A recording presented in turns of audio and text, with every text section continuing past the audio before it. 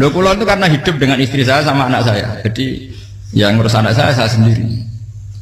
Jarang kula ngurus dalam jarang. Memang itu memang saya punya standar pakai kitab-kitab kados hikam. Saya ini merasa hidup di dunia itu sendiri. Sampeyan tak warai la Allah kana potar. Imam yang ngarang hikam itu punya resep supaya kamu seneng terus. Liyakil lama tafrahu bihi, mesti yakin lama tahzanu bihi. Usahakan sedikit sekali apa yang bikin kamu seneng, maka akan sedikit sekali yang bikin kamu susah. Jadi misalnya kulo nih, jadi kiai misalnya cari wong ya kulo kiai wong alim, jelas nak ngalim ngalim, nak kiai rapati ya, nak ngalimnya jelas. Tapi nak kiai rapati, nah kan kiai tapi orang ngalim. Nah kulo nak darah wong alim malah muni ya jelas. Nak kiai rapati ya, kulo rapati nurut, tapi aturan masyarakat rapati apa? Nah sampean kiai tapi orang apa? Ngalim. Ya betul. Enggak, ini memang bedanya jauh. Ya mungkin lebih kiai sampean cara derdek-derdek dongo meyakinkan sampean. Tapi cara artine dongo piye paham kulo. Lha boten iki nyata, sampe rasa tersinggung. Napa barang-barang napa? Nyata. Nah, kalau sering ditakoki kiai-kiai masalah. Resepnya apa jenis? Konjinan rata susah, dal kita rata wiridan, rata mohon sisip. Resepnya ilmu itu gini kata hikam. Ulama yang kayak hikam tuh pernah ngarang kitab tuh saking syukurnya, entah saking angkuhnya, terserah ngomentari.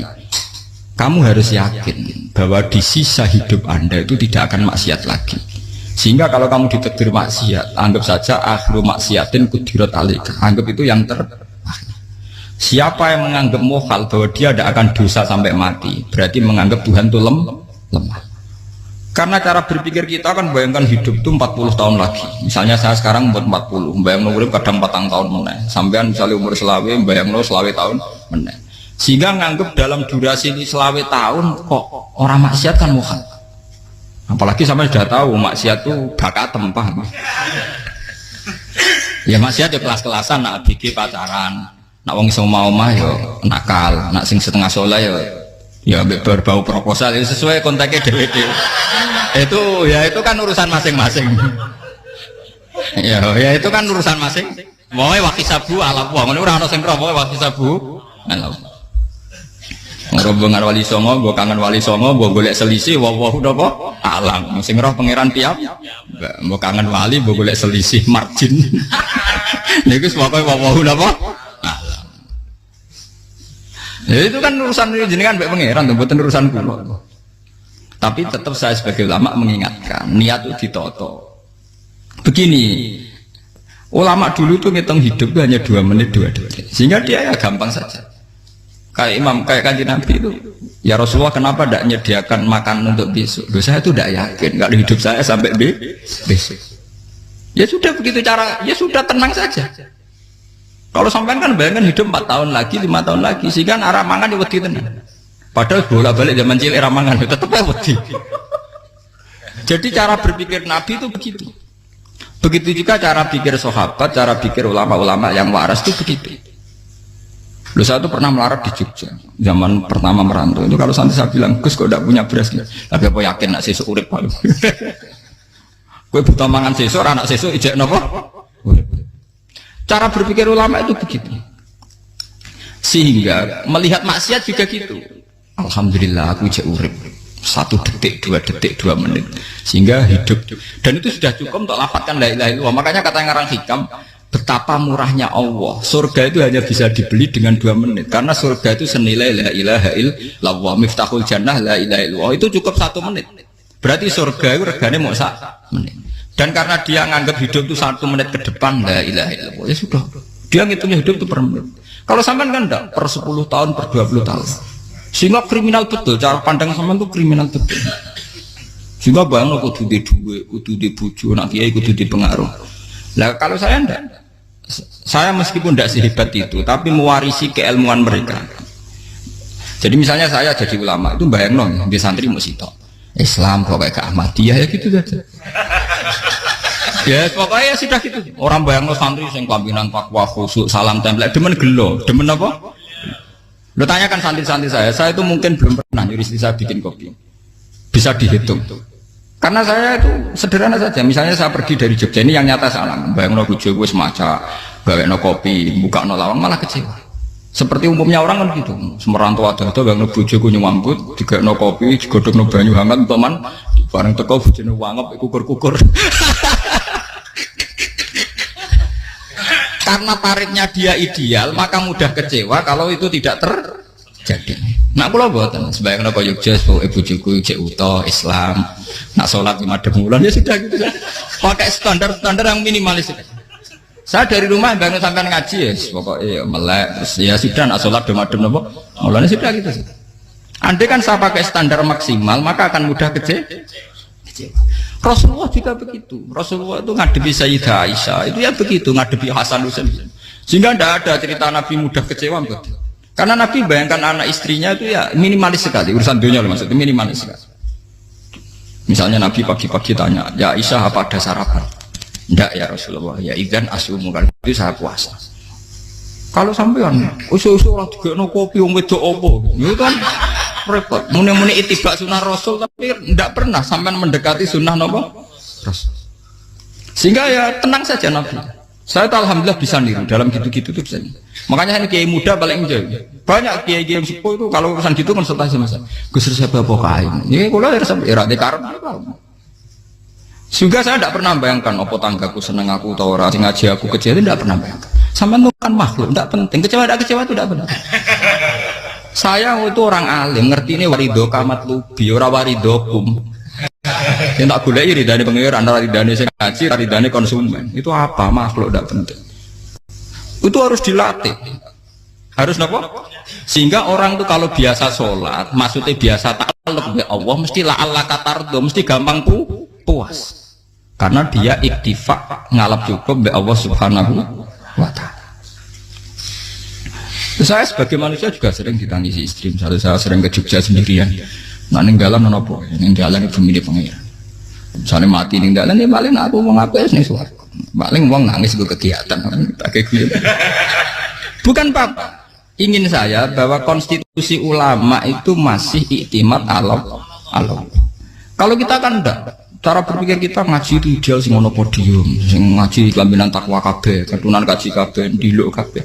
Kita akan pakai standar-standar yang dengan asumsi kita. Padahal Nabi di zaman sugeng al iman hahuna wa yusiru ila qalbihi sadrihi salah. Iman itu urusan hati. Komitmen sampean be Allah Subhanahu wa taala. Nah ini resepnya. Makanya kata hikam liyakillah mata frohubi, mesti yakinlah mata selibi. Sedikitlah kamu gembira dengan satu hal, nanti akan sedikit kamu yang kecil. Artinya misalnya kados kula sebagai ulama seneng kula nu kok ijek iman, ya nggak kayak wong awam. Ya sudah gitu. Jadi misalnya suatu saat kula jatuh, yang ngaji saya gak semeneng jadi kupeding. Wong sing seneng kula bubar kabeh. Kula ora susah, miskola darah bener. Gus saiki jenengan ora sing seneng. Ya tenang saja. Sing ora seneng ya makhluk ora jelas. Dan status mereka tetap layaduru walayam. Ini harus dilatih.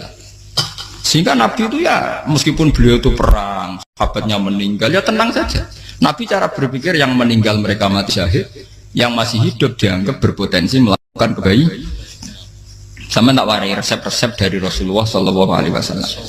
Saya ini sebetulnya memaksa, menjelaskan ini maksa, karena saya inginnya jadi ulama yang kayak umumnya orang, tidak ideal amat. Tapi kan saya ditekdir ilmunya itu ideal, jadi terpaksa saya jelaskan. Tapi kalau perilaku saya tidak akan ideal. Soalnya ngawur, saake mari Ghafuri pengiran nganggur bolak-balik cerita. Ada seorang wali, karena dia wali itu doa di multazam, ya Allah saya ini minta satu hal. Karena dia wali maka tidak minta uang, tidak minta jabatan, minta engkau takdir saya tidak pernah maksiat. Itu kan bagus sekali, minta doa ditakdir gak maksiat kan ada. Dari pengiran malah siapa? Fa'ena ada ukufur. Karena tahu maksiat malah sifat ghafurku tak ada kok endi. Gamane pengiran kan sifat ghafurku rak nganggur.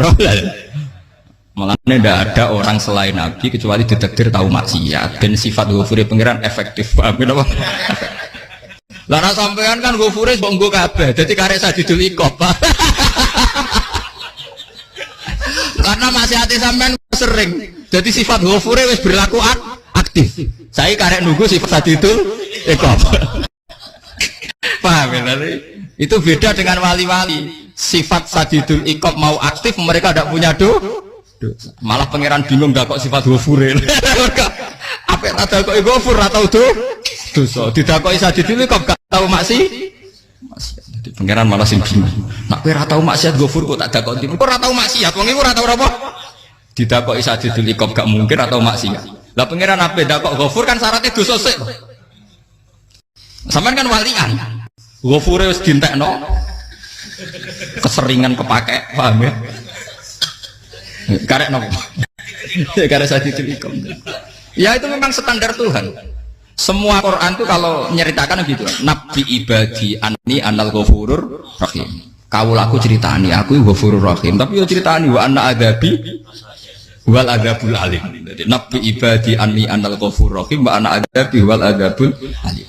Kalau Nabi Ibrahim, Nabi Muhammad inna rabbaka lasariul iqab. Pangeran cepat nyiksane, tapi wa innahu laghafurur. Jadi dua sifat ini pasti aktif. Dan tentu ulama itu senang sifat ghafur itu ya meskipun aktif, tapi mereka tidak pernah ngambil fasilitas sifat nopo. Kalau baleni malih.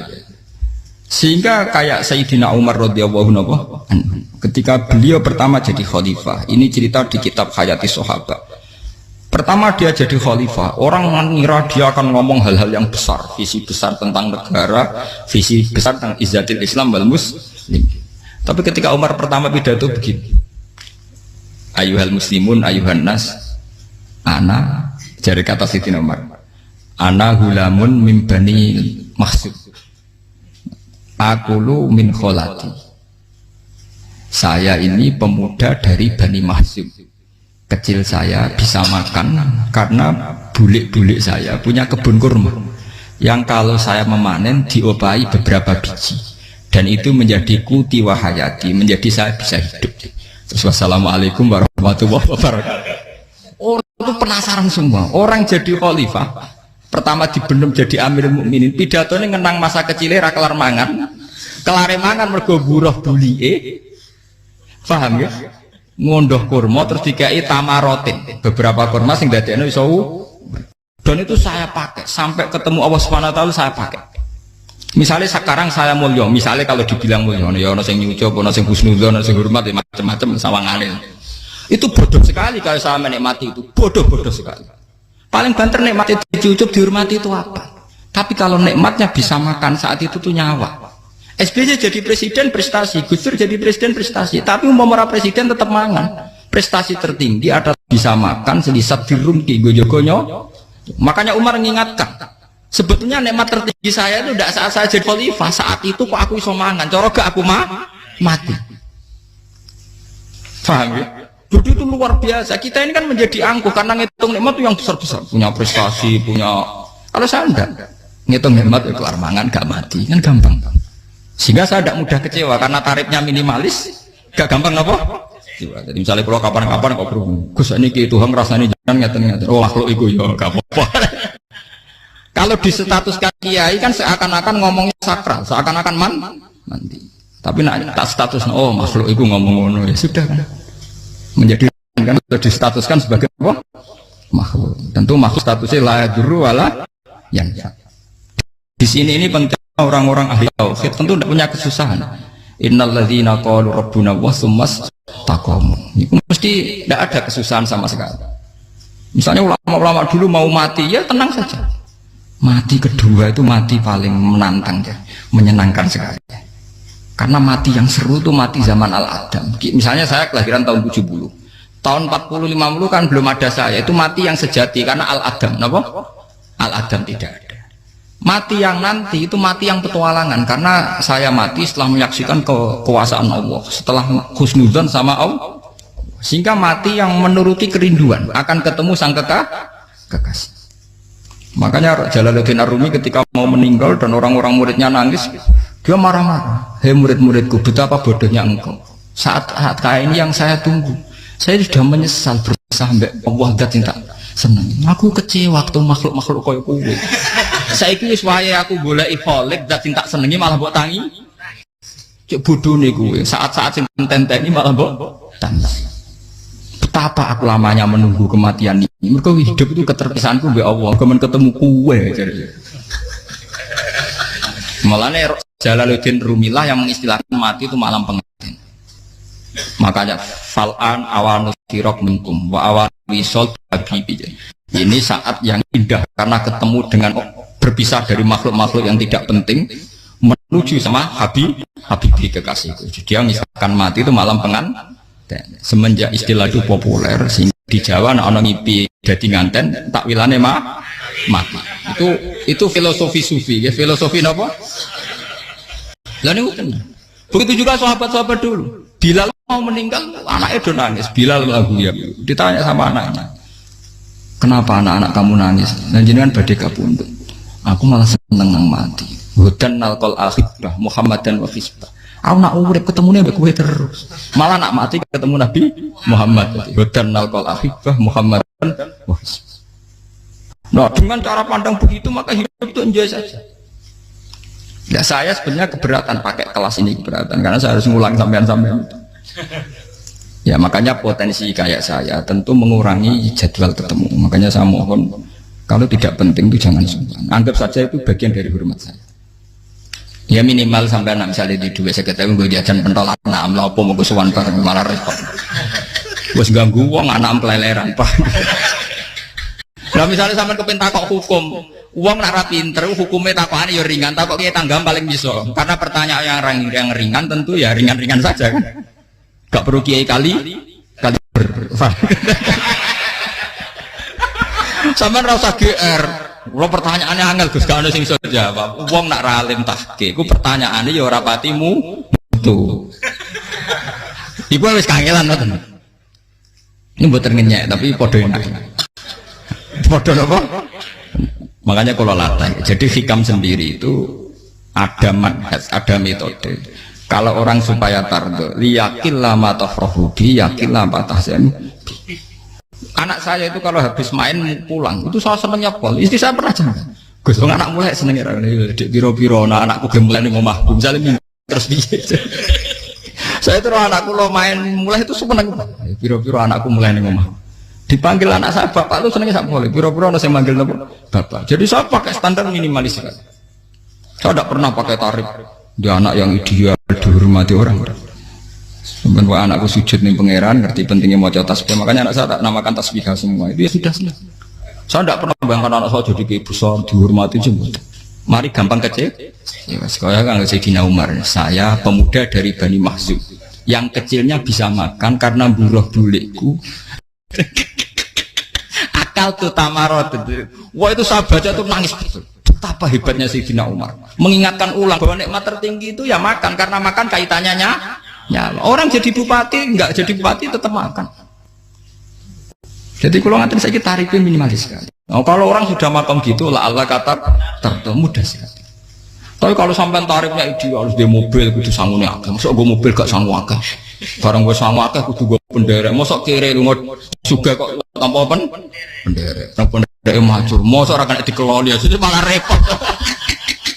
Akhirnya gue wong ayu. Harus selingkuh dijari sing we. Itu perkara meneh.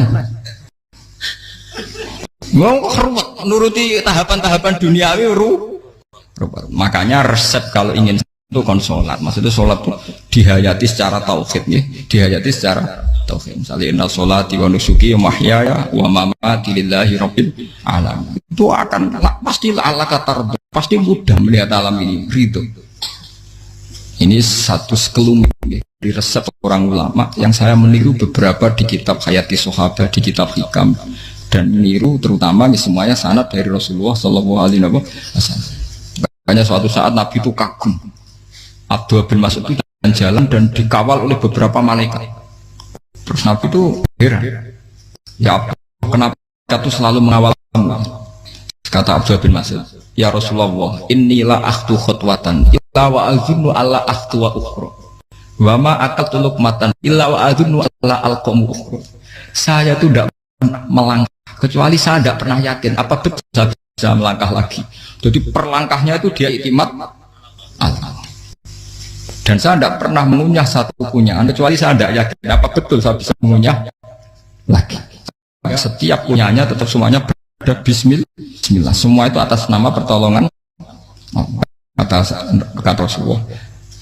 Orang kakak, andaikan saya ada nabi terakhir itu jadi nabi. Jadi kemana? Makanya dulu Nabi itu sering ngendikan, adekan orang-orang kayak gitu itu ada nubuah, tentu mereka punya derajat nopo nubuah. Jadi tidak jadi nabi tapi punya derajat nopo nubuah. Lah orang yang cara berpikir gitu tentu tidak khawatir apa yang hilang dari dirinya, karena dia berkontrak dengan Tuhan hanya per menit per detik. Jika mempunyai resep al-mu'min yusiru sana Allah ayakuna li nafsi dzakiron. Seorang mukmin yang sejati tentu kontaknya dengan Allah Subhanahu wa ta'ala, dan dia tidak pernah ingat dirinya sendiri. Kayak sampai napas umat tapi Allahu Akbar, Allah Maha Besar, subhanak. Selalu orang ngrasani termasuk lali utangnya barang itu. Tapi yang jelas kan menjadi enjoy dengan dirinya sendiri. Paham ya? Menjadi enjoy dengan dirinya karena dia tidak sering punya kontrak dengan makhluk.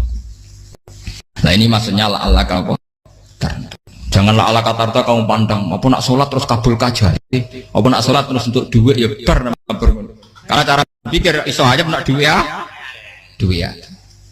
Dan ini resep ya, dan resep ini dari ulama-ulama yang istinad ila Rasulillah Shallallahu Alaihi Wasallam. Karena kalau Nabi itu memang cara pandang. Aisyah itu pernah ditanya, ya Aisyah, saya ini ingin makan, apa daging yang dari sahabat ini masih? Wah ya Rasulullah sudah habis karena tak kasihkan tetangga. Itu Nabi tidak marah-marah, malah bilang, kamu benar Aisyah, biru yang kamu kasihkan tuh yang masih. Kena daging dipangan dewe kadang nuruti nafsu, nak dikekno wong sudah kau nuruti perintahnya jadi kanjeng Nabi beneran Aisyah daging ijek mau kalau nanti yang malah ijek sing bogo sudah kau malah sing ijek. Cara berpikir Nabi itu begitu, tapi tahu-tahu disederhanakan sunnah Nabi serbanan. Lah itu kan ya memang itu bagian dari sunnah Nabi, tapi sunnah seharga 10.000. Paham ya? Dia monggo mawon sampean sunnah Nabi serbanan gitu, tapi itu sunnah yang bisa dibeli dengan murah. Hakikatnya sunnah Nabi itu rata-rata bentuknya perilaku. Napa? Sampean delok dawuh Aisyah tengene tiba berjanji, kana khuluquhul Qur'an wa shimatuhul ghufran yansahu lil insan wa yafsahu fil ihsan wa ya'fu 'anil dzambi idza kana fi haqqihi wa sababi. Kana khuluquhul Qur'an, Nabi ku akhlak dasare wis kaya Quran plek. Urusane akhlak. Wasimatuhul ghufron, ciri utama sifatnya Nabi gampang nyepuro. Yansahu lil insan, dan Nabi punya niat baik pada seluruh manusia. Wa yafsahu fil ihsan, sering melakukan ihsan. Dan sunnah Nabi ngoten kan luwih sering kula Quran ya wis hafal mulang. Wasimatul ghufron kula gampang nyepuro, sampeyan ngaji angop ora tau tamu. Yansahu lil insan, kula bedina nate tiyang mulang. Wayah sahu filisan aisan tak gaya gampang. Kalau mulai ora tahu, itu sakmene kudu podium kudu wong dilo ya ora. Pokoke akhir kiamat dia ya madhep mulon ya sudah. Loh itu kan dawuh Aisyah ketika ditanya kaifa kana khuluqu Rasulillah. Dan itu semua dijawab oleh ahwal, oleh sebuah perilaku. Ndak ada Aisyah jawab nganggo atribut. Oh Nabi itu serbanan tidak ada itu. Memang itu sunnah ya, satu itu sunnah kan, jangan salah paham ya. Tapi itu sunnah yang tidak dijawab oleh Aisyah. Sunnah yang sampean jawab sendiri, paham? Aisyah yang istrinya Rasulullah ketika ditanya kaifa kana khuluqu Rasulillah, beliau jawab kana khuluquhul Qur'an wa simatuhul ghufran yansahu lil insan wa yafsahu fil ihsan. Semuanya akwal wa ya'fu 'anil dzambi idza kana fi haqqihi wa sababi wa idza dia haqqu wa lam yakun li ahadi marra'ahu badihatan haba wa idza ta'ahul miskinu ajaba yaqulul haqqa walau kana murra wa la yutmiru lil muslimin hisaw wala. Semuanya itu akwal, satu perilaku sosial. Saya mengakui kalau serbanan sunat ya, saya ngakui. Tapi sunnah wis karena saya mewakili yang akwal tadi yang apa? Lah mungkin untuk sampeyan monggo kalau untuk ngisi sunnah. Tapi mbok ya adil. Ini bukan kritik mboten nggih. Yang meyakini serban sunat kan sudah banyak dan itu bagus. Tapi cobalah juga meyakini ahwalu Rasulillah. Makanya mansana sunnatan itu rata-rata ulama maknani siapa yang ikut sunnahnya Nabi. Rata-rata ulama nafsir ahwalu Rasulillah wa af'alu, perilaku sosial Rasul. Makanya terusannya wa idza ja'ahul miskinu ajabah. Kalau dipanggil orang miskin ya datang. Ya maksudnya ada harus orang miskin manggil pas resepsi kawin boten. Misalnya ana wong melarat kuwi di sepeda motor, wong mlarate yo ngeteroni puskesmas ya mbok terno. Wong melarat lara yo nukono misale apa minyak kayu putih mbok tekani. Ora kok ngerti-ngerti mbok urusan walimatul urus sing wajib piye lho. Payah. Dolan padahal miskin aja ora ana hadise urusan walimatul urus mboten. Kalau orang miskin manggil ya dalam riwayat hadis ya Nabi sering dipanggil orang miskin ya Rasulullah mbok datang ke rumahku ada apa terus ya Nabi saya tuh ingin rumahku sing elek jenengan nanti sholat teng mriku ya Nabi datang ya sholat saja ya ora jaman fi ayyi makanin aradta an usolliya fi kamu di tempat mana kamu seneng sholat teng mriki ya Rasulullah ya Nabi sholat sing ngundang ya waras pisan kenangan mek Nabi kok mae dienggo sholat Nabi ambean tau utang kiai kon sholat kon promosekno anakmu iku Pak Kiai itu nggak nugih kersane ketampi PNS padahal kiai ini dia anak era PNS. Kalau dulu kan sahabat ngundang Nabi itu ya gitu ya Rasulullah saya itu ingin sekali engkau sholat di rumahku fatakhidahu musollan kemudian tempat yang pernah engkau sholati mau tak pakai musola pribadi. Makanya masjid kiblat itu rumahnya sahabat karena dulu Nabi pernah sholat di satu tempat adalah ono perintah tahlilul kiblat itu di rumahnya sahabat. Itu sahabat dulu itu kalau ngaturin Nabi itu kenanya ingin Nabi pernah sholat di situ. Nah, ilmu ngeten ini mentek. Ya untungnya nonton kula, jadi ono sing eling-eling ya, Bang. Nah, teman kudu syukur ya, artinya syukur ya. Orang kayak saya itu tidak usah sampean dikte-dikte ngikuti hukum adat. Kalau ngoten sampean gelo mergo kula ora iso teko, kula ya gelo perkarane ulama kok mbok atur. Makanya saya sering guyon cerita saya itu kalau di pasar Pandangan dulu tuh anyaran boyong sering di pasar ditanya sama Gus wong alim kok di pasar piye aneh tuh ya aneh kuwi aneh piye bodohnya al wong alim. Kadang masyarakat tuh tidak sadar keanehan dirinya sendiri.